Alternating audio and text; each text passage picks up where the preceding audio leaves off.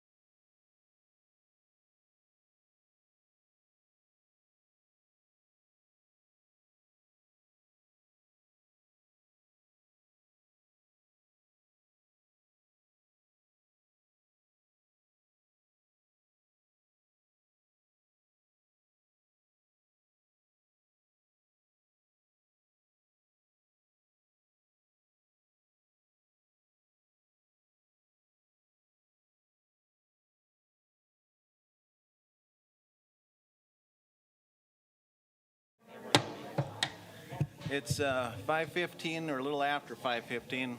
I'd like to call this regular meeting to order and recognize everybody that's in the audience this evening. Would you please stand and recite the pledge with me? I pledge allegiance to the flag of the United States of America and to the republic for which it stands, one nation, under God, indivisible, with liberty and justice for all. So proud of myself. Moving to school board norms. Melissa, would you like to read those tonight?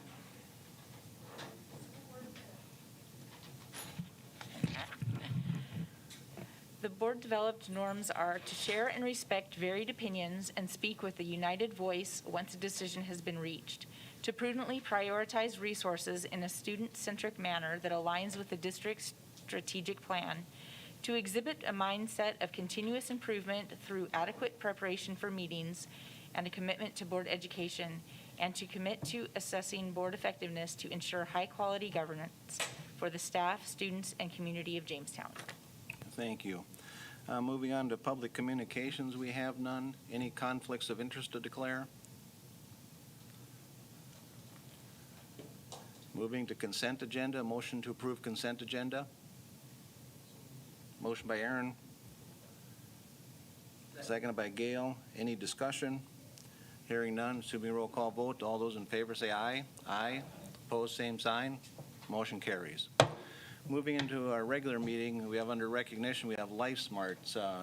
Jason, would you like to go through that? And when your name is called, if you guys want to step forward, we have something for you.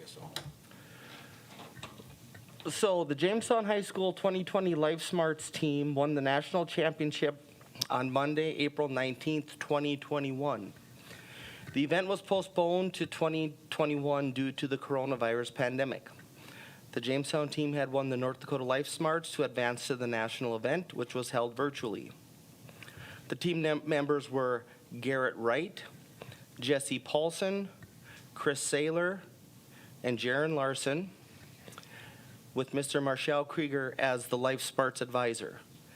This is the first time, I believe, we've won the nationals, but we've been winning the state consecutively for many years. So congratulations to the Life Smarts team.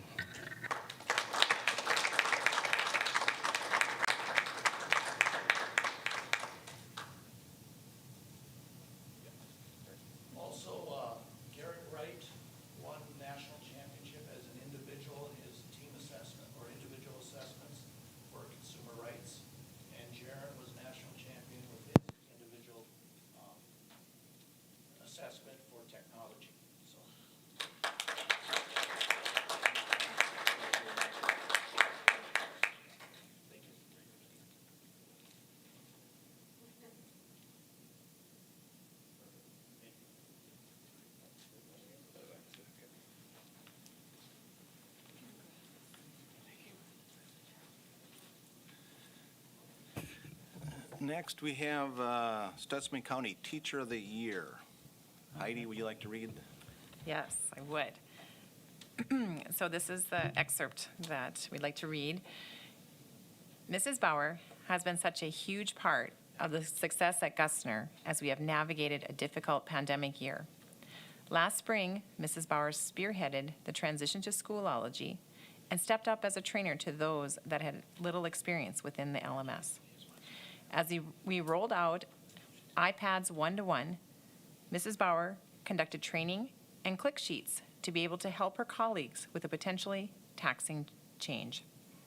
Mrs. Bauer has created effective and meaningful relationships with all stakeholders. Mrs. Bauer's classroom is a model of engagement, and we are always glad to share the great things that are happening with others. I could not be prouder of Mrs. Bauer's accomplishment, and I'm grateful that she's being recognized for the great educator that she is.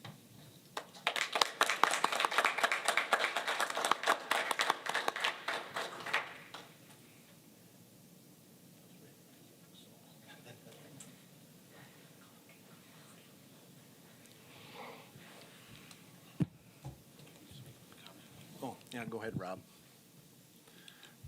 Just before Mrs. Bauer leaves, just to make sure that everybody's aware, Stutsman County Teacher of the Year, which is a great honor for our district, also means that she moves in the pathway for North Dakota Teacher of the Year. So we're hopeful for that as well, certainly well deserved. So thank you. Okay, moving on to correspondence, we have none. Letter C, reports, Food Service Direct Report. Joe?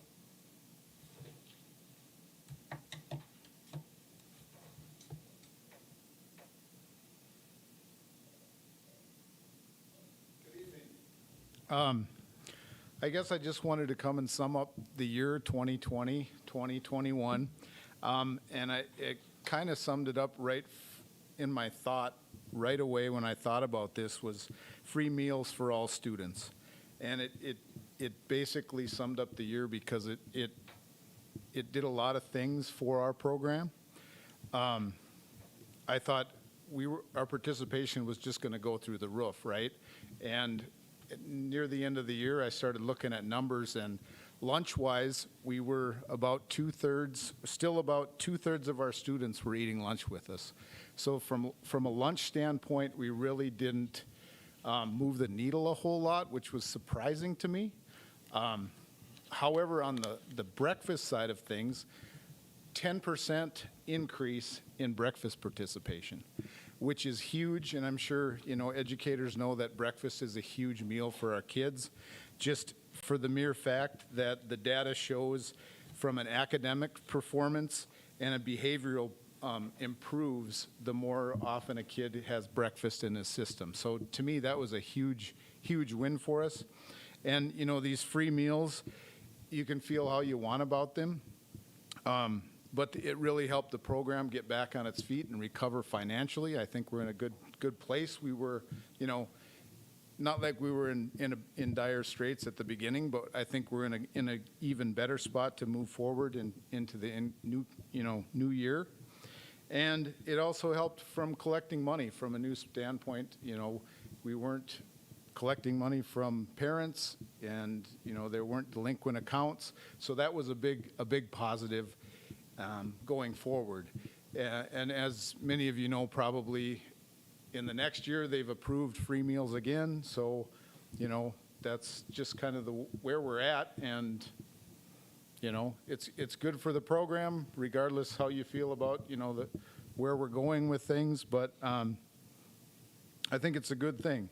And transitioning into that, I guess where the program is going, and I'm new, as you know, so I've been observing things all year long. And I guess my biggest takeaway is our kitchens, we need to be more efficient. And I look to kind of go to a central kitchen format.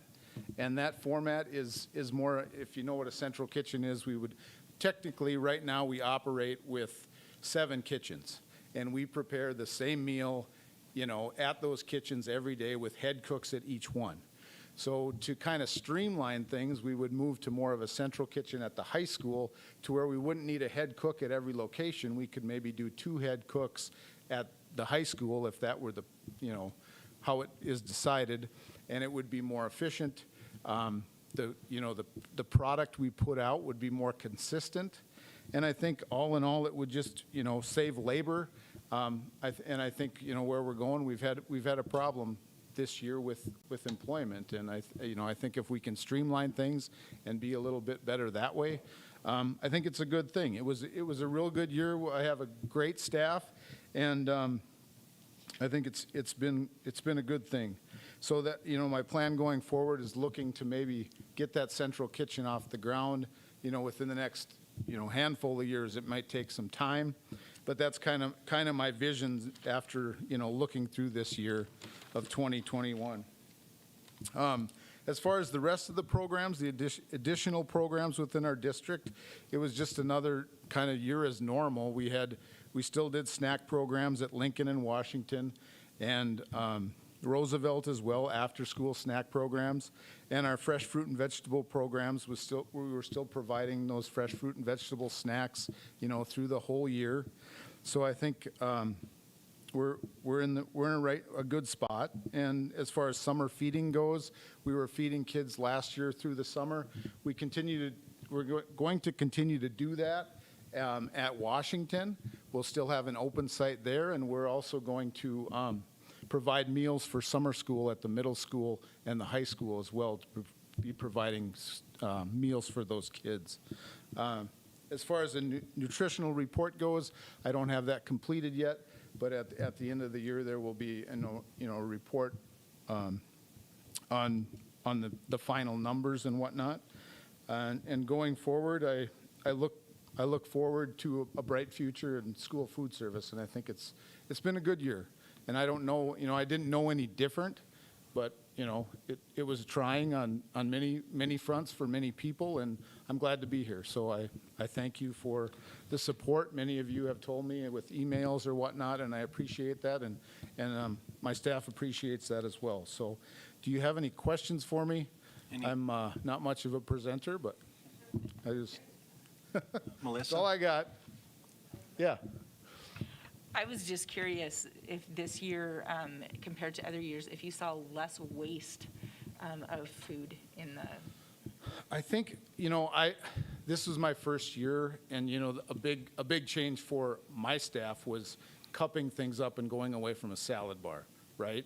So I think from that perspective, there probably was a lot less waste. I mean, I'm thinking less salad at the end of the day was going in the garbage, just for the mere fact that kids weren't contaminating it with their hands or their tongs or what, things like that. From that point of view, I think there probably was. I can't prove that, but just my experience in food service, I think there probably was a better handle on the food waste.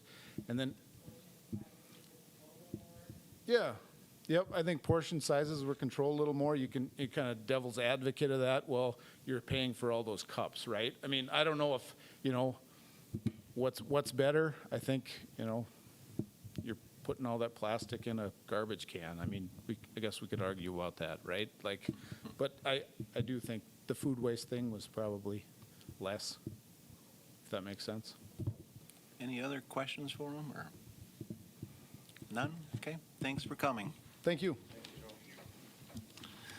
Moving to number 2, superintendent's report. Rob? Thank you. You have my written superintendent report. I'll highlight a few areas. The first, as I was writing the health and safety plan, this topic, I just want to recognize with the board, I've had a lot of feedback since our last meeting related to health and safety, and just want to reinforce a lot of what I've heard. I want to give a lot of credit to you as a board for having really important, good discussion, honoring different perspectives. What I've heard from people is that they felt like their voice was shared. Their perspective was shared one way or the other. And then a decision was made and we moved on. And I want to give you credit for that. And I think these are challenging, very polarizing topics, and you did an excellent job of managing through all of those different perspectives and making a decision that is reasonable and that allowed the staff to have the direction that they needed to move forward. So thank you for that. As we talk about health and safety plan, one of the things that we need to have a discussion about is what happens after June 30th and where are we going to go. So I think in the future we need to decide what it is that's going to look like post June 30th.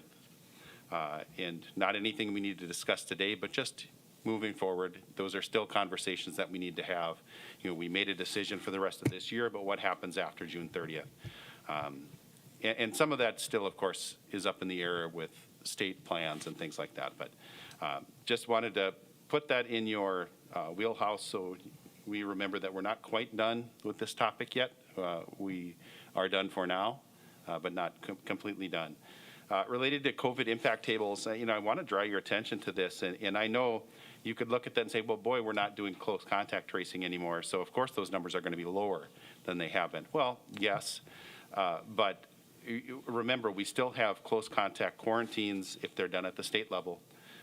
We still have household contacts and we still have positives. This is a significant downward trend than what we have seen even 3 weeks ago. So these are good downward trends that we're very happy about because you're seeing not a significant impact at the staff level or at the student level. So we certainly hope that continues. We had a great tour earlier today over. Mr. Heiner did a wonderful job taking us through the JVCTC and showing all the amazing programs that exist at Career and Tech, at the Career and Tech Center, and the places that we're going. It was neat to see the lake cabin for those that are building in trades. They pre-sell a lake cabin.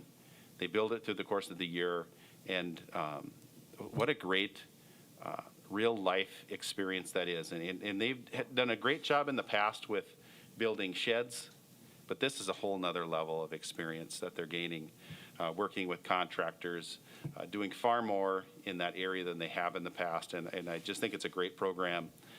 And all of our CTC programs really had a nice opportunity to see them, see that facility and talk about those programs.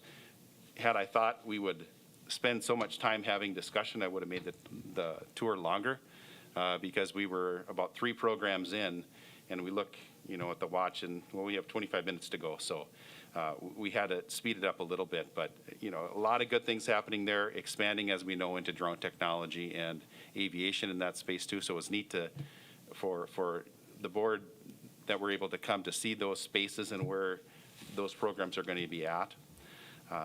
I provided a UJ shared project update.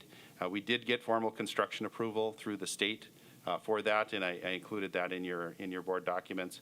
And also a very nice gift from the Erstead family to name our practice field. So a very generous gift there, and we'll have more coming with that as well. But wanted to make sure to bring that up to you as well. In strategic plan, we do have in the past, when we initially adopted our strategic plan, we had a vision for how we would do annual reviews and annual additions and amendments to that plan. Like a lot of things, COVID put a little bit of a kink in our ability to do that, but it's time for us to re-engage in that process. So how I envision that looking is we'll re-engage our executive team in June to have some conversations, look at what that strategic plan is now, areas that we need to grow into, areas that maybe we've accomplished, and how are we going to replace those, bring those recommendations to our board committee, which is Mr. Hout, Dr. Larson, and Mr. Roberts, and we will run those recommendations through them. There'll be another layer of board discussion through the committee, and then bring that updated strategic plan to this board. One of the things that I will reference as well is in the first year of the strategic plan, we did goal progress monitoring. In this past year, we didn't do that.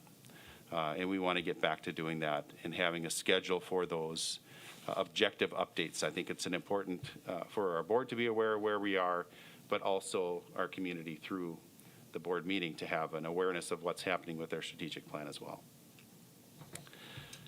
The legislative session, the only thing I added back in here, the North Dakota Council of Educational Leaders did a really, really great job with their presentation of all the major bills. I handled a number of them throughout the course of the legislative session to the board. They did a better job probably of simplifying some of those changes and giving you a broad swath of all the areas. And so I'd encourage you, if you haven't had a chance to look at that presentation, it's really well done and does a nice job of summarizing all of those bills. The last thing that I had before I stand for questions is foreign exchange students. I think there's an understandable question about, well, how are we handling foreign exchange students? We opted in the last year to say, let's pause. Let's put a bookmark in foreign exchange students. Now, as things have changed and with the pandemic, as that has evolved, I think it's important to look at foreign exchange students again and providing that opportunity not only for them, but for our students. I think it's a critical piece of that school experience for both our students and for the students that are in the exchange programs. We did reach out to the agencies that place our foreign exchange students, and I'm very comfortable with the strategies that they have in place. There is quarantine, there's testing. I feel very good about bringing our foreign exchange students back into our high school. And in the next couple of months, probably in the next couple of meetings, we'll start filling those spots again. And those come, as they have in the past, come to the board for placement.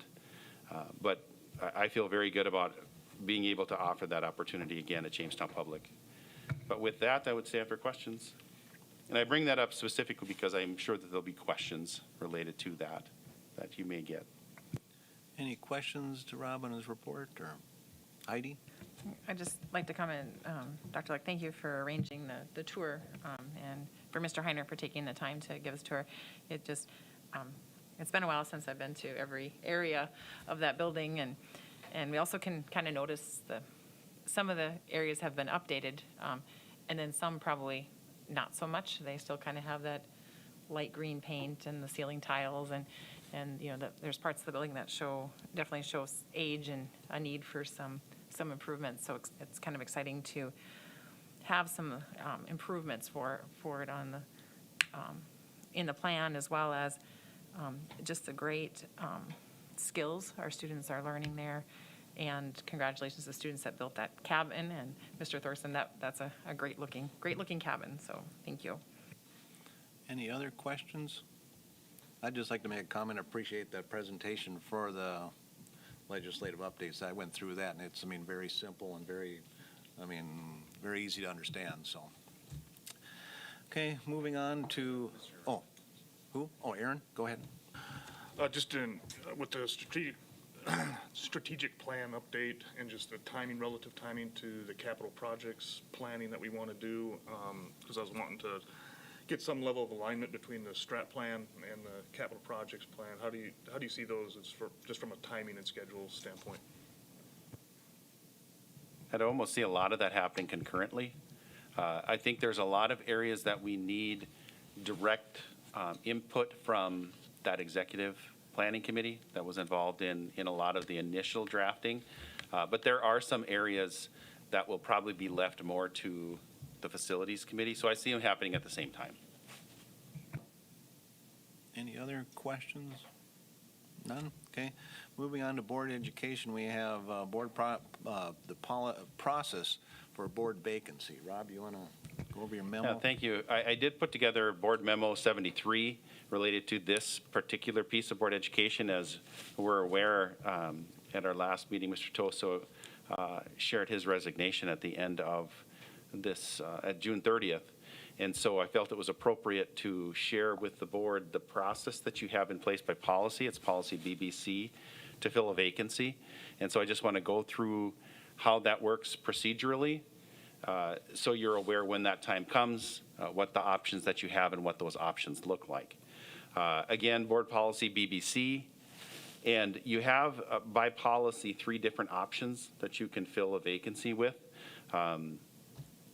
They all require different levels, and there's three options because sometimes when you fill a vacancy, the best option is one. The next time it might be a different option. You're provided options to make sure that they fit your circumstances.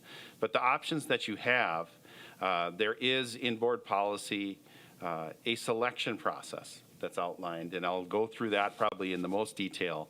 But you could also, outside of that selection process, you may choose to forego a selection process and just appoint somebody. That's an option that the board has. The third option that you'd have is a special election. You can call for a special election and go through that process and have people come in and vote. So you have a selection process, appointment process, and a special election. So if you opt to fill it through an appointment, it's really pretty straightforward. You simply make a motion and a second, and you vote, and it's a majority situation. That is the simplest process that you have, but you also, by policy, outline a selection procedure. Well, I'm going to go back to the special election. If that's the route you choose, we'll have to start working on that on our end. And as I've always said, when I say our, I mean Sally, because Sally is going to be the one that's going to manage a special election. But we'll have to get started on that because it is a time-consuming process that we would have to start sooner rather than later.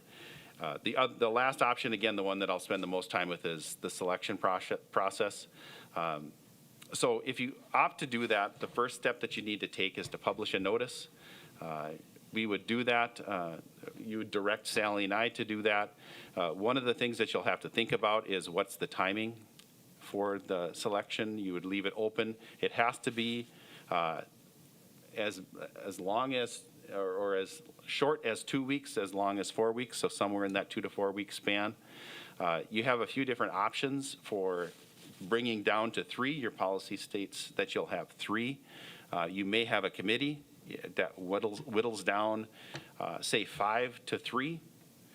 You can do that by committee. But you do have a board policy that outlines that you have 3 finalists.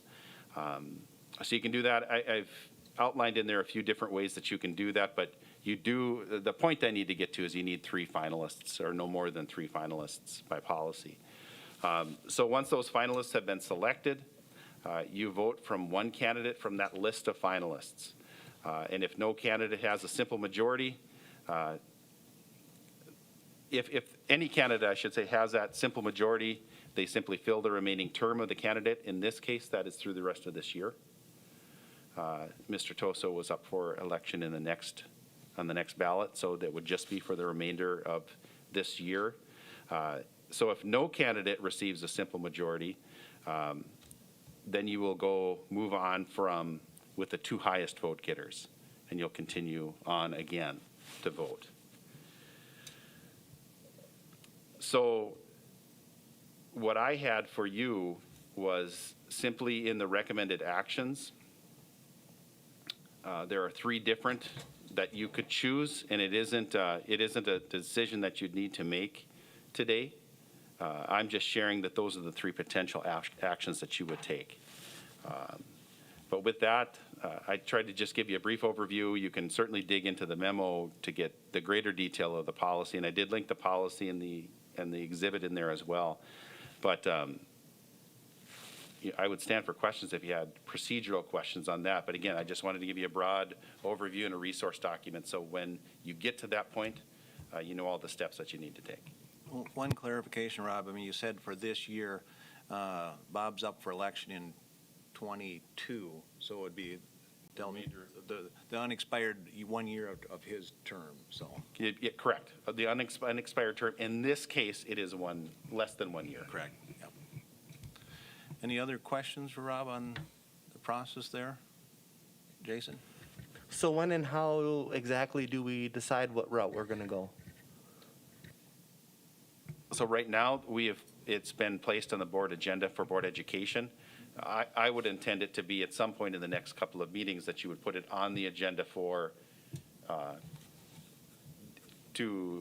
board vacancy, and then you'd make a decision as far as how you want to proceed.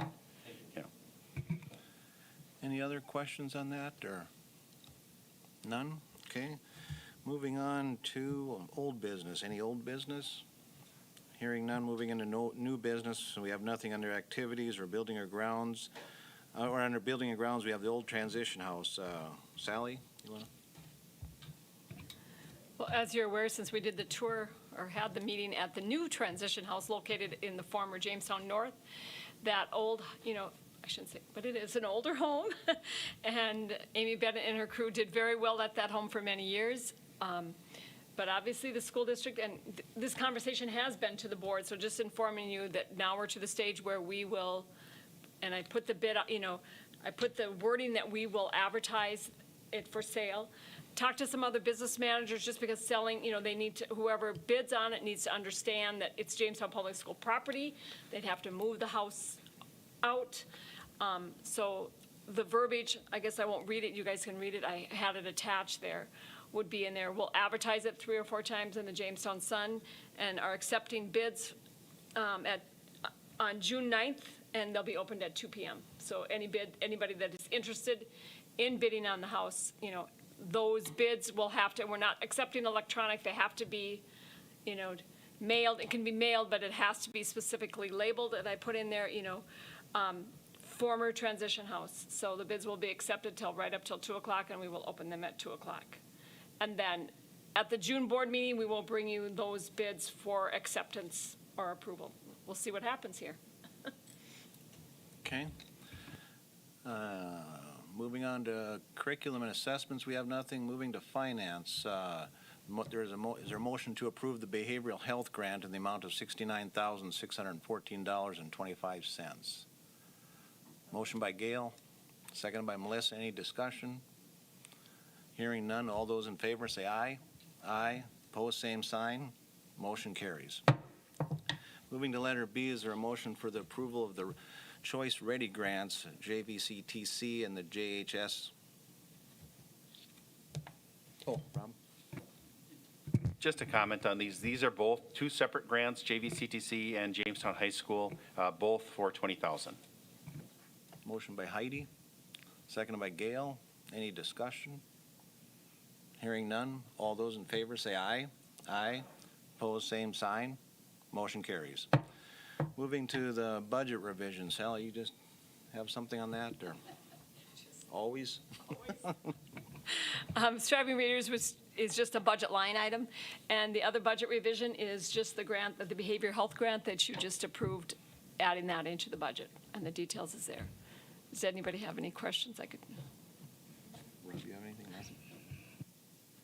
I was just going to apologize. It's not linked. It was in your document, in your folder, but I apologize for not linking it in there, but the revisions are in your folder. Is there a motion for the budget revision? Motion by Aaron, seconded by Diane. Any discussion? Hearing none, assuming roll call vote, all those in favor say aye. Aye. Opposed, same sign. Motion carries. Moving to letter D, the general fund balance. Sally, you have any additions, or is there for our information? Okay. If there is any questions on that, you can just give Sally a call or an email, and she'll get back to you. Moving to letter D, motion to approve the monthly financials. Motion by Bob, seconded by Gail. Any discussion? Hearing none, assuming roll call vote, all those in favor say aye. Aye. Opposed, same sign. Motion carries. Moving to personnel, is there a motion for the approval of administrator's master agreement? Motion by Bob, seconded by Diane. Any discussion? Jason? Just a reminder, we did 4% and 3%, correct? Over the 2 years. 3 and 3. Oh, I'm sorry, 3 and 3. Correct. Sorry.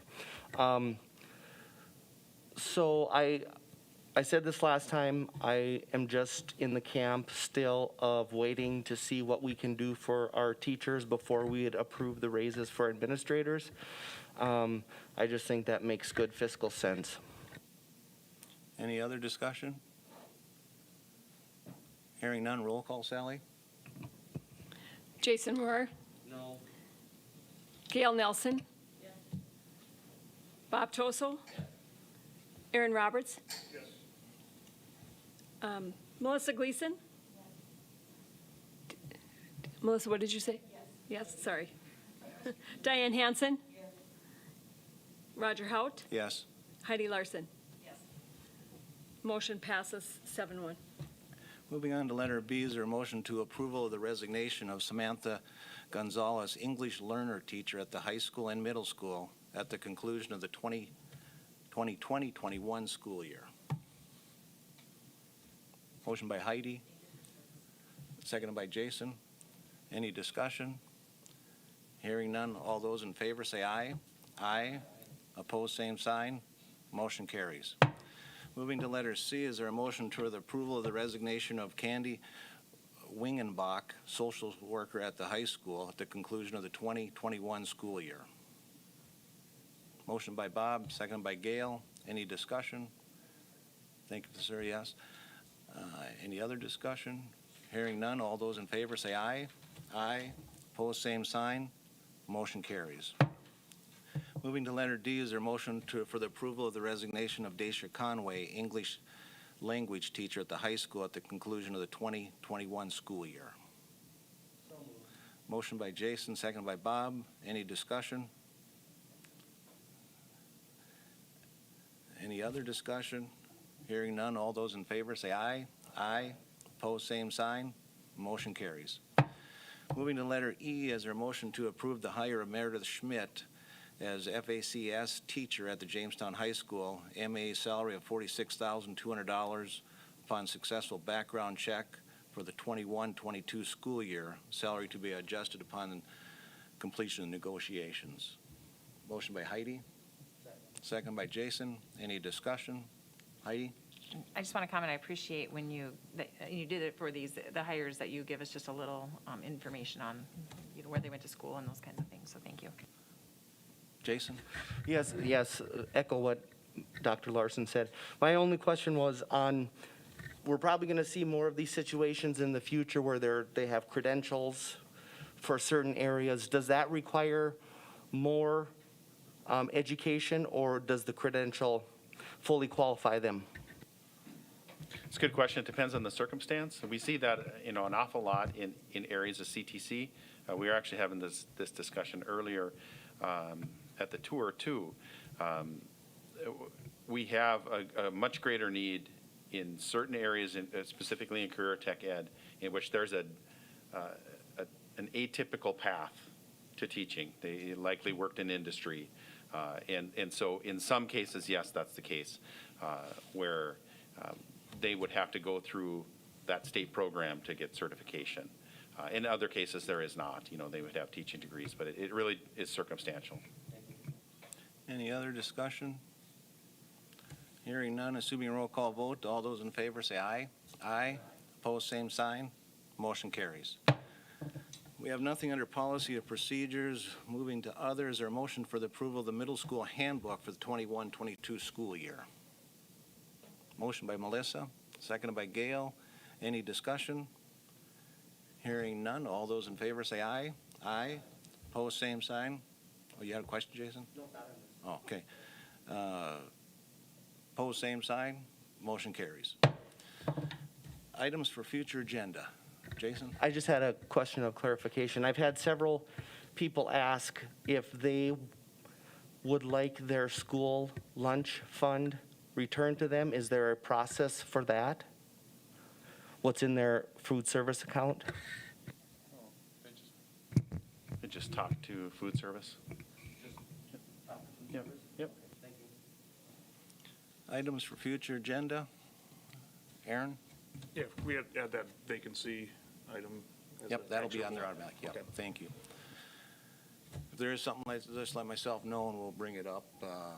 So next we have meetings to be scheduled. We have the GED graduation Tuesday, May 18th, 7 p.m. at the Career and Technology Center. And I say this every year. It's hard to believe that high school graduation is on Sunday, May 30th at 2:30 at the Jamestown Civic Center. Our next school board meeting is on Monday, June 7th, correct? 5:15 here in the Thompson Community Room in the middle school. Is there any conflicts of interest to declare at this time? Oh, go ahead, Aaron. We have a facilities meeting tomorrow at 5:30, is that correct? Where's that at again? Central office conference room. Okay. You got something, Rob? I was just going to comment it struck me that I should maybe clarify with the board vacancy. So when board vacancy is on, as a board, you'll have an option. You might make a motion to appoint. You might make a motion to go through the selection process and provide dates, or you might provide a direction to start a special, or to begin the process to start a special election. So those, when I say board vacancy on the agenda, those are the three options that you'd have when that comes up. Okay. I don't presume which one you're going to go. Okay, before we hit room number 6, any conflicts? Jason? Same as before. Heather teaches at Lou Lamore. Aaron? Yes, my wife is a teacher in the public school. Gail? My daughter, my daughter is a teacher, but I still feel I could do negotiations in an unbiased fashion. Is there a motion to move into executive session? Bob?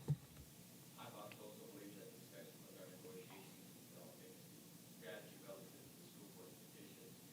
In this matter, open session would have an adverse fiscal effect on negotiations position of the board. Therefore, I move that the board enter into the executive session and the following members of negotiator to be identified as being present. School board members Diane Hansen, Melissa Gleason, Roger Heidi Larson, and Robert Toso, Superintendent Robert Leck, and Business Manager Sally Olson. That the date and time are May 17th and at 6 o'clock. And only the following topic will be considered an executive session, negotiation strategy. That the legal authority for the executive session is section 44-04-19.1 of the North Dakota Century Code, and that the executive session will be recorded. Is there a second? Seconded by Heidi. Any discussion? Melissa? I'm not sure why last time and this time it wasn't brought up that if somebody wanted to allow the people with the conflict to be able to go in that meeting, do they only do that the first 2 times, or? It's assumed when a person has a conflict that they can't vote on that, on any discussion of that, according to Century Code. So even if somebody were to say that they could, because I know the first couple times we voted on that, but Yeah. then the last. If a person does vote to say, I allow so-and-so to allow them to vote, then you need a unanimous vote of the board to have that person go through. Okay, so could I make a motion then at this time, or? Not at this time. When they declare conflicts, you can. Okay, so it's too late for me to say anything yeah. then? Okay. Any other discussion?